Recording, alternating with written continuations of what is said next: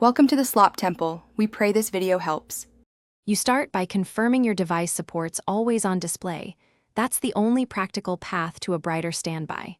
Once confirmed, make sure battery is above 20% and power saving is off. Those modes throttle ambient brightness. Next, go to Settings, choose Display, then Always on Display, and toggle it on. You do this now so the system uses its ambient rendering rather than a dim LED. This is the required foundation before you adjust brightness controls or set up images. Now, raise the Always on Display brightness to its maximum setting. This is the core action that makes standby visibly brighter.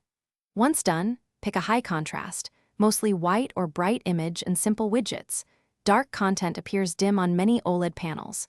Make sure Adaptive AOD is enabled if your device offers it, because it boosts brightness when ambient light is high.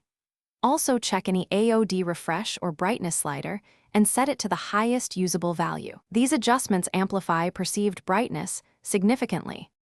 Finish by locking the screen and checking the Always on Display in normal lighting. This confirms your changes.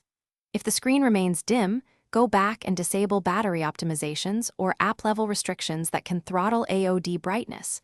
Grant permission for background activity. Once done, reboot to ensure settings apply. Remember, some phones impose a hardware cap on AOD brightness. If you've maxed settings and disabled optimizations, but it's still too dim, the only remaining fix is a hardware upgrade or replacement. Thanks for watching. Consider subscribing if we helped you.